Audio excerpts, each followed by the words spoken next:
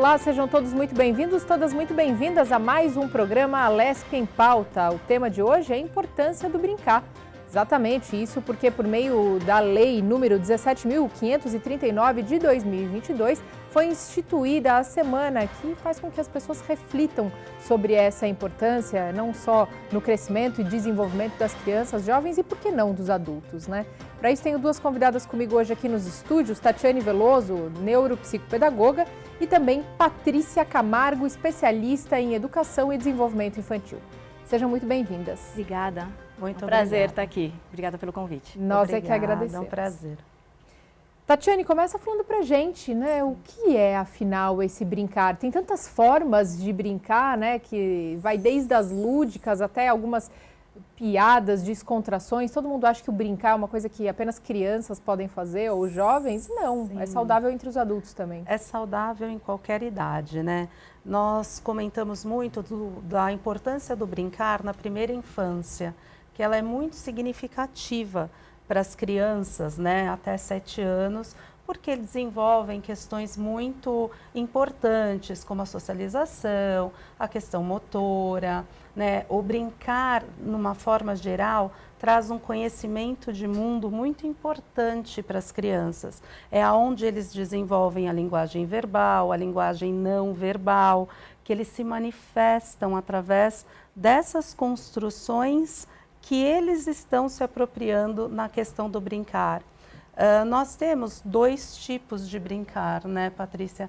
Que é a brincadeira livre e a brincadeira dirigida. As duas têm uma importância muito concreta nessa formação.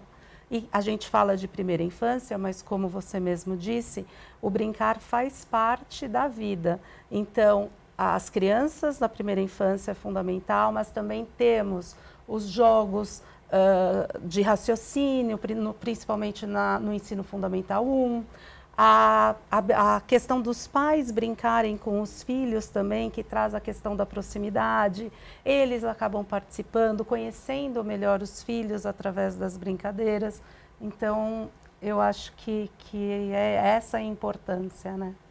Quando a gente fala de brincar, a gente não pode esquecer que faz parte da nossa natureza. Hoje em dia a gente coloca o brincar, principalmente para crianças, mas lá no início da relação social, a relação social entre os adultos era o brincar. A gente tem registros de idade antiga, de idade média, onde você vê adultos brincando. Depois é que isso foi passando e, infelizmente, a sociedade foi colocando o brincar num cantinho, assim, só para a criança. O brincar acabou tomando uma conotação não tão importante, às vezes até pejorativa. Hoje a gente fala muito, eu não brinco em serviço, você está de brincadeira comigo. Então, quando a gente coloca isso, a gente tira o brincar de um lugar que também é bom para o adulto e a gente joga o brincar para a criança, mas olhando a criança não como uma pessoa em si mesma. A gente olha a criança como um futuro adulto, como um mini adulto. Então, ela precisa ser alguma coisa. Por que ela precisa ser alguma coisa e a criança brinca?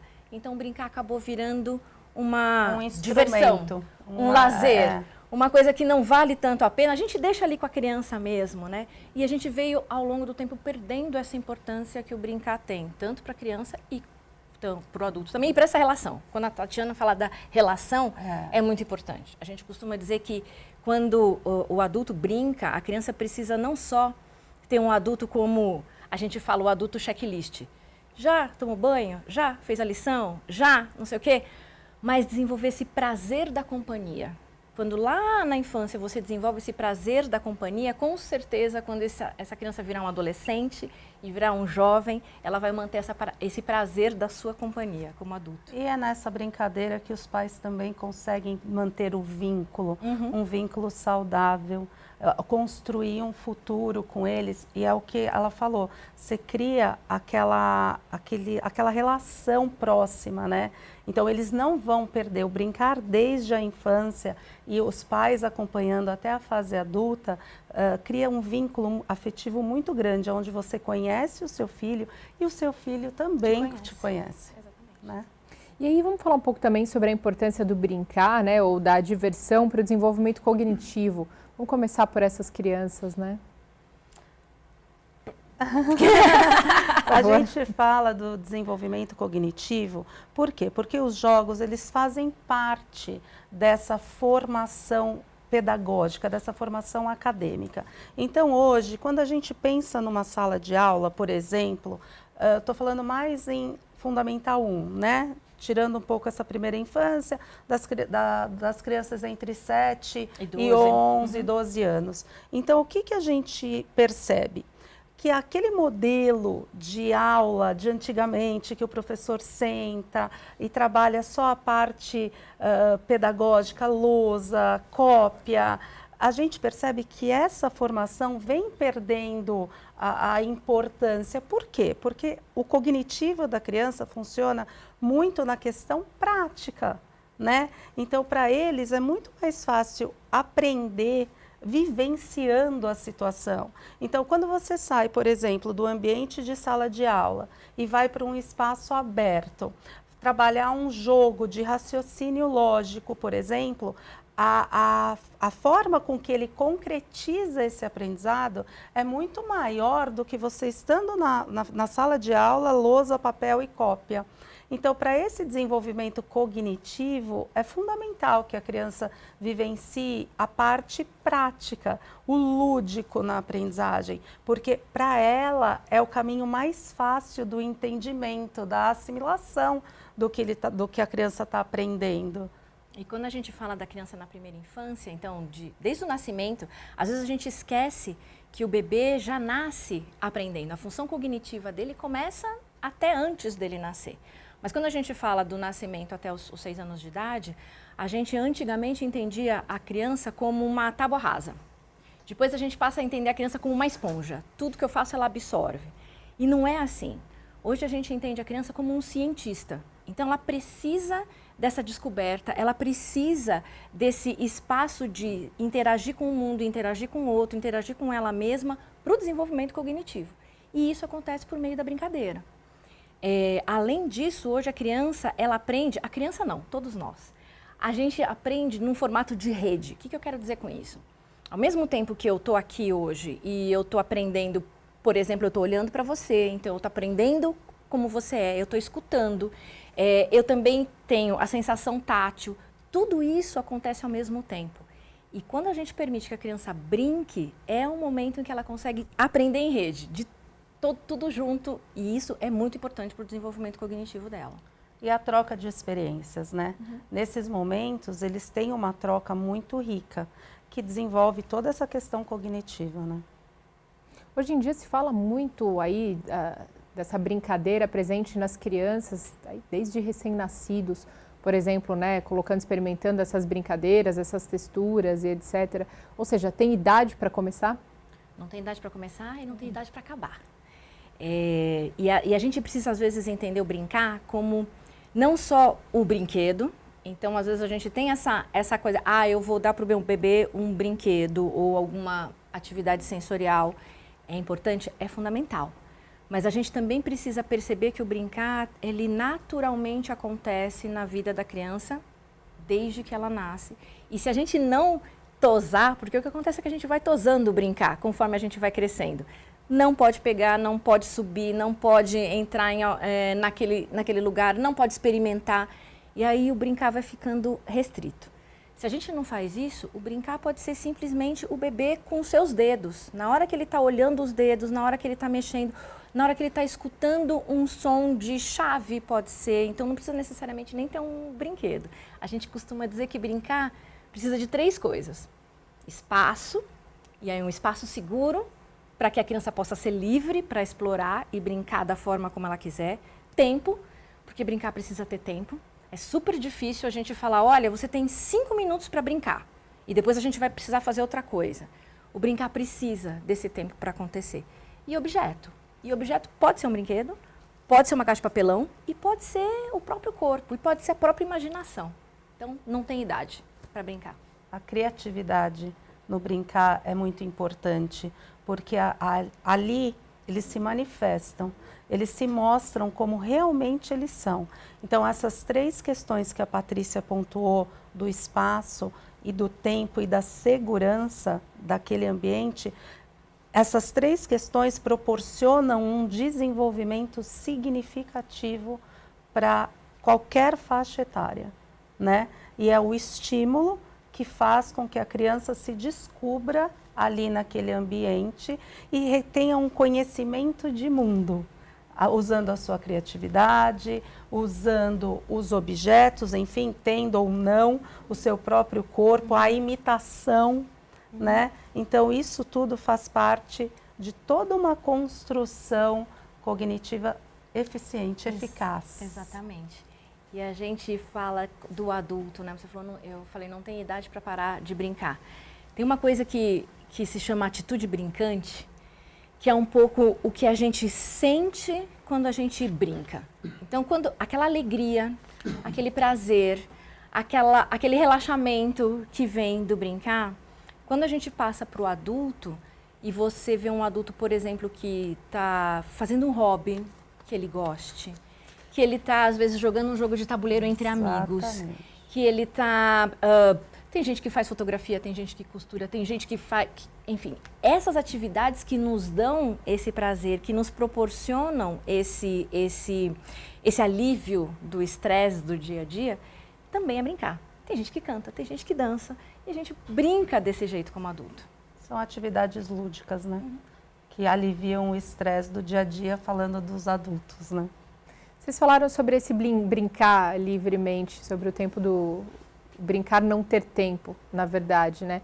E aí, hoje em dia, cada vez mais a gente observa esses pais tentando colocar tarefas ou preencher o dia e a rotina dessas crianças com tarefas. Então, esportes, cursos, aula, né? Escola em tempo integral e muito pouco tempo se sobra para esse brincar, porque, como vocês disseram, não é tão valorizado.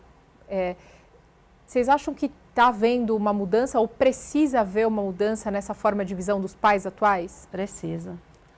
Eu acho que precisa e precisa muito.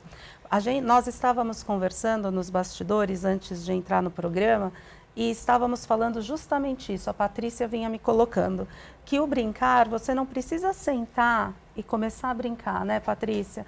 Você pode brincar no caminho da casa até a escola, você pode brincar na hora das refeições. Então, a gente estava conversando sobre isso e ela estava pontuando essas questões. Então, é saber, é instruir essas famílias, né, em como trabalhar essas brincadeiras sem ter que parar tudo para fazer uma atividade. Porque o tempo hoje ele é muito limitado, né? As pessoas têm muitas atividades e acabam perdendo esse tempo para sentar.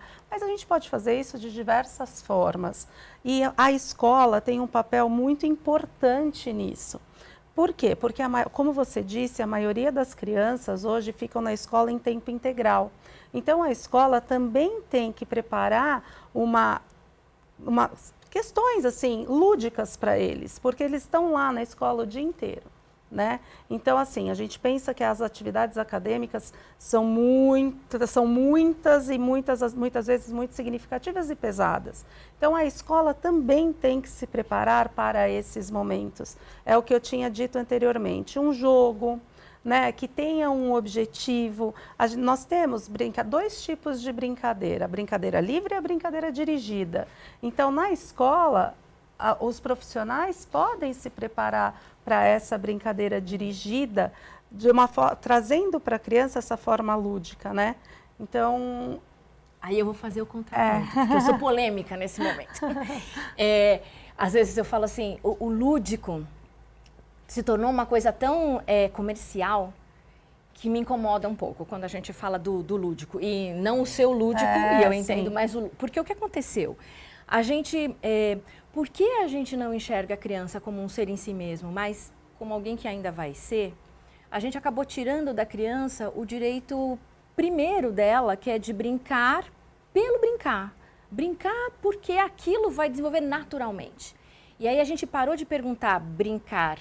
Por que brincar? E isso a gente pode responder tranquilamente, por todos os benefícios do brincar.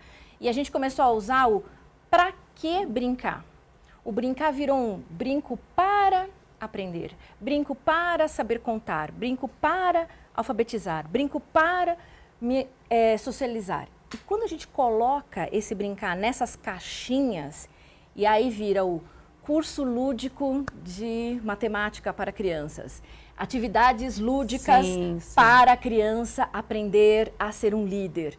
Quando você faz isso, você tira da criança a espontaneidade. Exatamente. E aí você vai ter um adulto que nunca vai aprender o que ele é, que nunca vai aprender o que ele gosta, porque sempre vai ter alguém que mandou ele fazer. Você brinca para um resultado.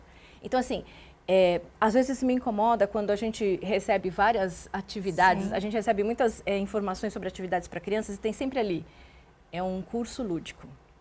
É um cantinho lúdico de brincar. Sim. Que também faz parte, né, Patrícia? Faz, sem Eles dúvida. têm que ter um momento livre,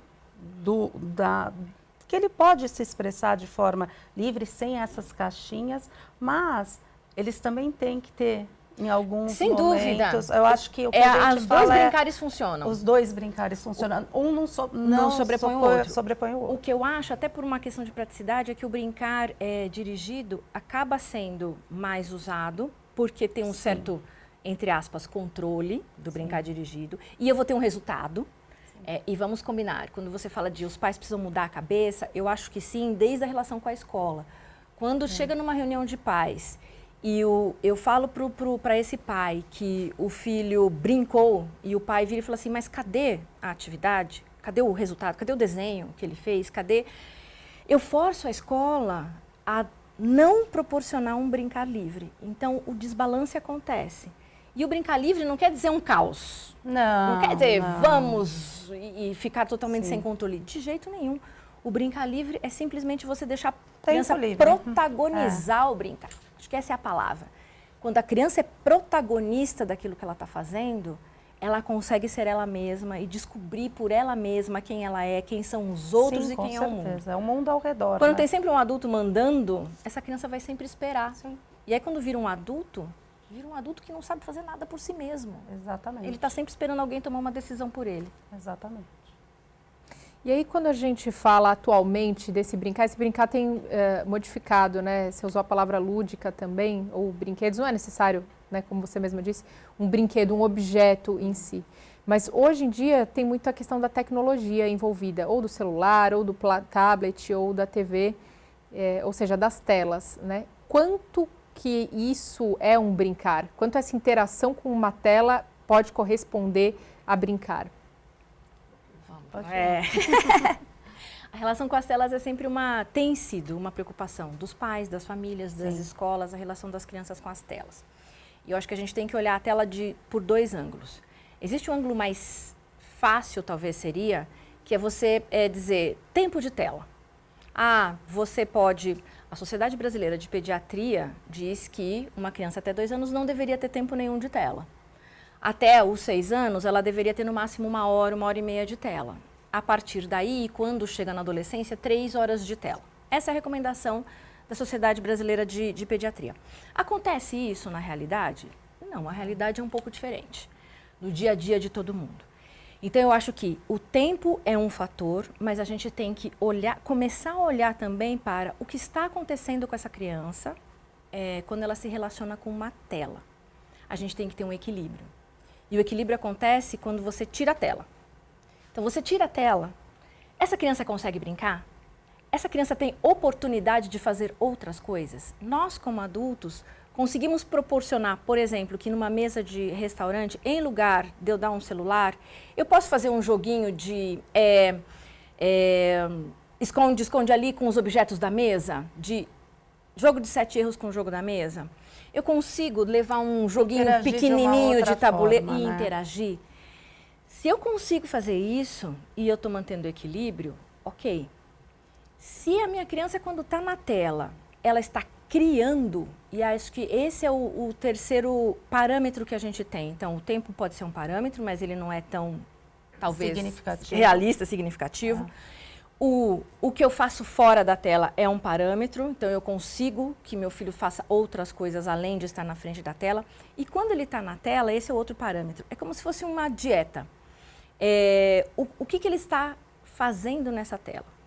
Se ele está criando, ele está tendo a possibilidade de criar, então isso é uma outra coisa. Ele está tendo a possibilidade de se comunicar com alguém que está muito distante e com quem ele não teria outra condição de se comunicar, é outra coisa. Se ele só usa para lazer e diversão o tempo todo e não faz mais nada além de ficar ali olhando para aquela tela, mostrando aquilo para ele, isso é o que de pior pode acontecer quando uma criança está na frente da tela. Eu costumo dizer que nós somos os adultos da relação, né?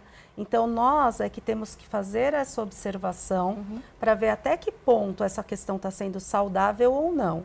É o que ela fala, para você deixá-lo ocioso, né? Uma criança ociosa, e simplesmente por tirar a tela e respeitar esse tempo né, que falam que é o ideal, e deixá-lo ocioso sem produzir nada, também a gente não traz benefícios, né? Então, a gente tem que ter esse olhar, tem que ter esse controle para saber o que ele está fazendo nessa tela, se ele está usando a criatividade, se ele está se comunicando, se não, né? E assim colocar outros instrumentos para tirar o foco da tela e fazer o brincar, né, numa atividade prática, ou simplesmente vamos tirar e ele ficar ocioso e sem produzir, né? E a gente entende quando a gente fala com as famílias que não é fácil. A tela, ela é um distrator e realmente funciona. Vamos ser sinceros aqui. Você põe a tela na frente de uma criança, ela vai ficar... Como acontece com a gente também. Sim. Se a gente senta na frente, quantas vezes a gente se perde na frente do celular e fala, passou Muito meia hora, tempo. passou não sei o que, eu nem vi o tempo passar. Ela foi feita para ser esse distrator, né? Para a gente se distrair com as coisas. Então, é lógico que é mais fácil, mas também é possível a gente ter repertório e estratégia de brincadeiras simples que eu consigo fazer com meu filho, mesmo fazendo outras coisas. Então, a gente sabe, eu preciso às vezes lavar uma louça, eu preciso às vezes responder um e-mail e o meu filho está ali e ele quer brincar comigo e eu não sei o que fazer. Quando você tem outras estratégias, outros repertórios de brincadeiras, a gente consegue sim colocar isso e ir reduzindo esse tempo de tela e ir permitindo que a criança aos poucos vá descobrindo o seu próprio brincar. Esse tempo ocioso vira um tempo produtivo. Exatamente. É o que eu falo, tudo depende do nosso olhar, né? Nós somos os responsáveis, os adultos da relação. Então, a gente tem como interferir de forma significativa nisso, né? Exige um pouco mais. Claro. Exige bastante da família, exige um olhar diferenciado para aquela situação, que muitas vezes acaba sendo mais um peso. Só que o benefício que isso traz ao longo da vida, tanto para você, adulto, quanto para o seu filho, ele é muito significativo. Hoje a gente tem visto uma coisa só complementar, que está ficando complicada quando a gente vê uma criança que ela se relaciona mais com a tela do que com uma outra criança. A gente tem jovens que estão saindo da infância e entrando na adolescência que conversam muito mais com o ChatGPT do que com uma outra pessoa, inclusive não necessariamente com adulto, mas com pessoas da mesma idade. Quando a gente percebe que isso está acontecendo, aí nós temos um problema. Um problema. Porque a relação humana não pode ser substituída de jeito nenhum. É a relação Por mais social. que o ChatGPT vá te dar informações, mas a relação humana precisa estar lá. Esses jogos online, né, principalmente falando dos adolescentes, que eles interagem com outras pessoas durante os jogos, então isso perde a relação social, né? O contato com o outro, e aí sim começa a ser prejudicial. Muito bem, olha só, a gente vai para um rápido intervalo no programa de hoje, daqui a pouquinho a gente volta falando um pouco mais sobre esse tema, eu te espero.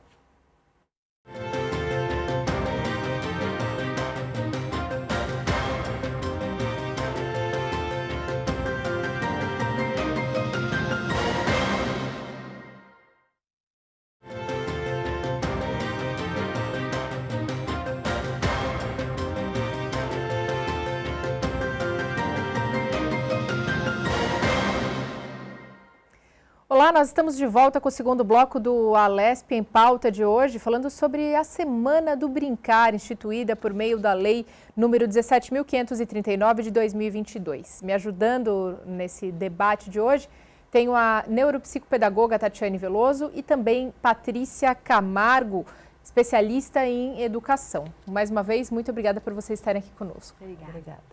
Vamos começar abrindo esse segundo bloco, falando sobre essa relação entre o brincar e o desenvolvimento de habilidades sociais, né? Ou seja, pensando nessa criança ou nesse jovem, já quando adulto, quando adolescente, habilidades sociais, não só no meio social em si, mas também no trabalho, em outros locais.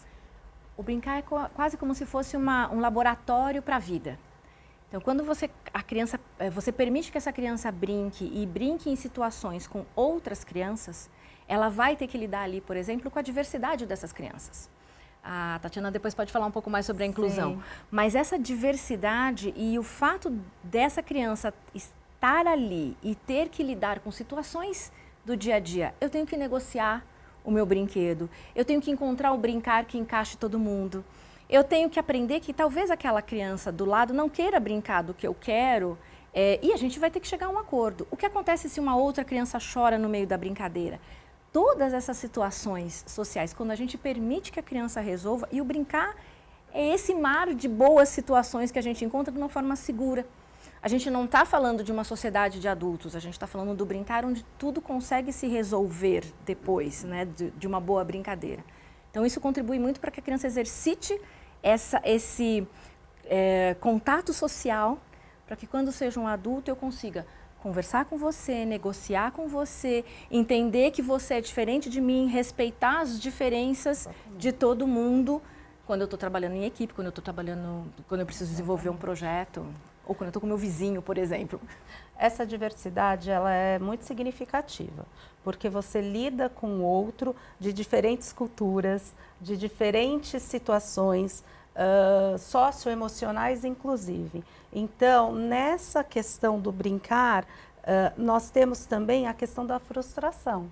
Nesse convívio, eles lidam muito com isso, com a frustração. Como que eu vou lidar com isso? Qual vai ser a minha reação quando eu perdi o jogo? Ou quando eu tive que ceder para o colega? Então, assim, essas frustrações também são trabalhadas, né, nessa parte social. E as regras, né? Muitas vezes nós temos as regras do jogo. Então, ele vai se acostumando com essa situação e é o que a Patrícia fala, tornando um adulto conhecedor do meio em que vive. Então, essas estratégias de brincadeiras, a brincadeira livre, a brincadeira dirigida, faz parte disso, de frustração, de conquistas, de regras, de conhecer o outro, de saber lidar com situações adversas. Então, faz toda essa questão social, né? E muitas vezes a gente pensa no brincar a partir do olhar, quando a gente fala, por exemplo, de inclusão, né, de crianças com deficiência, Exatamente. De crianças... A gente costuma partir o brincar daquilo que a outra pode. Então, eu quero proporcionar para a criança com deficiência a mesma possibilidade que eu vejo na criança que não tem deficiência. Mas, na verdade, se a gente olha o brincar a partir do que a criança com deficiência pode fazer, o brincar é tão imenso, as brincadeiras são tantas que existem, que elas fluem. Então, a gente consegue, a partir de permitir o brincar a partir da visão da criança com deficiência, e qualquer deficiência, a gente consegue fazer com que o grupo brinque junto. E aí a gente está falando justamente também sobre o brincar como auxílio de questões emocionais e comportamentais também, porque o que vocês estão falando é justamente essa questão. Você ter que lidar com o emprestar o brinquedo, com a frustração, com o dividir, com o repartir, com muitas vezes aceitar crianças diferentes naquela brincadeira que são diferentes de você. Ou seja, também tem essa importância? Totalmente. Tem, totalmente. Tá intrínseco ali. É uma coisa que trabalha todas essas questões, né, Patrícia? É o saber lidar, é o saber conviver, é o saber até onde você vai, o respeitar o outro, né? É o se conhecer, né? Eu acho que muito a gente trabalha, a criança se manifesta através do brincar, manifesta através do brincar a sua personalidade. Ela vai formando a personalidade ali.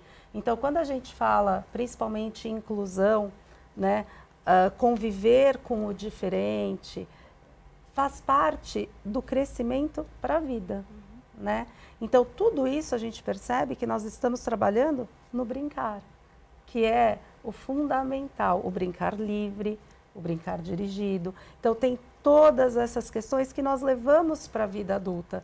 E as crianças hoje, elas têm uma facilidade, né, de se relacionar com o outro e de lidar com algumas situações que muitas vezes os adultos não têm, pelo fato de não ter vivenciado esse tempo, não ter tido esse tempo do brincar, né? E quando a gente fala de emoções, né, as emoções são as primeiras manifestações que a gente tem no mundo, né? A gente nasce e tudo que a gente recebe, a gente traduz numa emoção.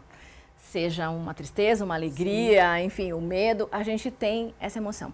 E quando a gente permite esse brincar e essa descoberta, o brincar vai mostrando para você também qual é aquela emoção com a qual eu consigo lidar melhor, qual é aquela emoção que vai chamar a atenção daquele outro adulto ou daquela outra criança, e aí eu consigo, a gente não fala de controle de emoções, mas eu vou conduzindo a minha emoção para aquele lugar que eu sei que socialmente é legal. Eu aprendo, por exemplo, a gente fala muito da raiva, eu aprendo a lidar com a raiva, mas eu também aprendo a lidar com a alegria.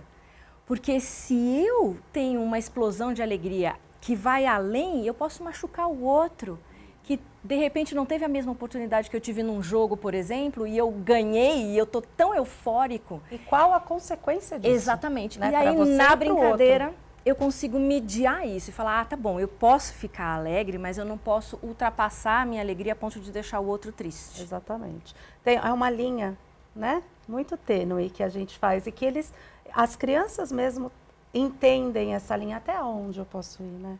Para não ferir o outro, né? E também para não me sentir mal comigo mesmo, né? Então, todas essas relações de emoções trabalham nessa questão do brincar. E quando a gente fala também na diferença de desenvolvimento de quem pôde brincar e de quem não o fez, que é o que vocês estão falando, às vezes isso também está muito ligado a diferenças socioeconômicas e culturais também. Muitas crianças hoje, infelizmente, a gente sabe que tem que abrir mão da sua infância até para poder ajudar aí essas famílias, né, a comporem o orçamento doméstico. Qual é a diferença nesse desenvolvimento a médio e longo prazo? Vou falar duas coisinhas. Pode falar. Aí depois eu vou deixar você me complementar. Fica tranquilo. Tem uma coisa muito legal do brincar, é que brincar é gratuito. E sim, eu entendo quando você fala que as crianças, às vezes, têm que abrir mão de se brincar por causa das suas condições socioeconômicas. Mas se a gente permitir que o brincar minimamente aconteça, você já está dando uma contribuição melhor para essa criança. Porque o brincar é de graça para todo mundo. E eu vou contar só uma experiência que foi feita para a gente ter essa noção da importância do brincar até para o desenvolvimento escolar da criança. Foi feito um estudo com 250 crianças de primeira infância, então até os 6 anos, e depois elas iriam entrar numa escola. Crianças que brincaram na escola, só brincavam na sua educação infantil, e crianças que depois, que não brincaram, e que na educação infantil fizeram números, aprenderam ali só os números, fizeram muitas atividades dirigidas, eu não vou nem falar brincar dirigido, foi atividade dirigida. Pedagógica. Quando essas crianças chegaram no terceiro ano, as crianças que brincaram, elas aprenderam os números, os conceitos matemáticos e conseguiram desenvolver muito melhor do que aquelas que já vinham aprendendo números e conceitos matemáticos. Porque aquelas que brincaram puderam desenvolver pensamento crítico, criatividade, conseguiram desenvolver habilidades numéricas de tamanho, psicomotoras, que as outras não conseguiram, e isso refletiu, inclusive, no acompanhamento escolar. Sim, e reflete, o impacto é muito grande, principalmente quando você vê na vida adulta, né? As estratégias de como lidar com a situação. Quando você tem isso na sua infância, ou o brincar na sua vida, você consegue ter diferentes estratégias para solucionar alguma questão na fase adulta, né? Então, impacta assim, o impacto é significante, assim, porque você desenvolve outras habilidades no brincar que, se você não tem essa oportunidade, você não vai saber lidar com essas questões na fase adulta. Então, essas estratégias adquiridas com o jogo, principalmente na questão motora, né, psicomotora, nós temos a atividade física, o brincar, o correr, o reconhecimento do corpo, as suas limitações, tudo isso vem no brincar, né? A gente consegue perceber no brincar. E a Patrícia fala muito que você não precisa ter um brinquedo, né? Muitas vezes você pode brincar, você brinca com as mãos. Eu falo, eu ainda estou dentro de sala de aula, né? Sou educadora, então as crianças muitas vezes brincam com material escolar, com o lápis, com a borracha. Então é o momento dele brincar livre, se distrair, de se refazer para depois ir para a atividade acadêmica. Então, assim, você não precisa ter muitos instrumentos para desenvolver esse brincar. Você pode simplesmente brincar com o que você tem. E é fundamental. Quem não brinca não tem a mesma condição na fase adulta. A mesma condição que eu falo de trabalho, de relações com o outro, de situações que exige uma atuação mais significativa ou uma questão de posicionamento. Porque isso, né? Eu acho que ali junta duas coisas. A gente não pode esquecer que nessa primeira infância, na verdade, a gente desenvolve habilidades que são habilidades que você não vai aprender na escola. Quando a gente fala de criatividade, de pensamento crítico, quando a gente fala de colaboração, são todas habilidades que o seu cérebro está pronto, e aí biologicamente também falando, quando a gente fala de neuroplasticidade, o seu cérebro está pronto para aprender nesse primeiro momento de vida. E você aprende nessas brincadeiras. Quando você se torna adulto, o seu cérebro continua aprendendo sim, mas não com a mesma intensidade do que quando você é criança. Então essas habilidades, se você não aprende ali, você vai aprender o conteúdo. Com certeza, você como adulto tem total capacidade de aprender um conteúdo. Mas a habilidade social, a habilidade para a vida, essas habilidades funcionais que a gente chama, a gente aprende enquanto a gente brinca quando é criança. E o que a gente fala sobre o ambiente propício? Então, o ambiente propício é um ambiente principalmente seguro, né? Onde a criança possa desenvolver ali, com segurança, se descobrir, o brincar, né? Então, eu acho que quando a gente fala de ambiente, o principal é a segurança, é você proporcionar para aquela criança a segurança dele estar ali, porque eu acredito que assim ele vai conseguir, de forma livre e espontânea, brincar e aprender e ter alguma construção sobre o que ele está desenvolvendo ali. Eu falo que o ambiente, eu coloco o ambiente em algumas camadas. Ambiente para brincar é um ambiente seguro para brincar, é um ambiente onde não tem não. E aí o não, ele é tanto físico quanto um não emocional. Se a criança não tem um ambiente dentro da sua casa ou dentro da sua relação com o seu adulto de referência saudável, de afeto, e essa criança só recebe não pode, não quero, não gosto de você, o não faz com que esse ambiente se torne inseguro. Quando a gente está num ambiente físico, quando a gente fala de ambiente físico, se é um ambiente onde toda hora você precisa falar, não sobe, não cai, não sei o quê, não, você não está, mesmo que seja dentro da sua casa, ele não é um ambiente seguro. Pode ser na sua sala, não é na rua, mas se na sua sala essa criança não pode pegar, não pode subir, ela não tem um ambiente seguro para brincar. Não tem e não vai desenvolver as capacidades necessárias do brincar. E aí, vamos voltar naquela questão também da responsabilidade que, como vocês pontuaram, da sociedade ou até mesmo das políticas públicas, não é mesmo? E aí sim, dos legisladores, estamos numa casa de leis, a gente pode falar como, por exemplo, a responsabilidade de ter sido instituída essa lei, né, que propõe a Semana do Brincar, para o desenvolvimento também de todos esses aspectos que a gente está trazendo aqui. E aí, enquanto comunidade, realmente essa responsabilidade deve ser compartilhada, né, Tatiana? Sim, o brincar essa semana ela é muito significativa. Ela é muito importante, porque como nós já dissemos aqui, o brincar não é visto muitas vezes de uma forma importante, de uma forma significativa para a criança, enfim, para toda a sua vida.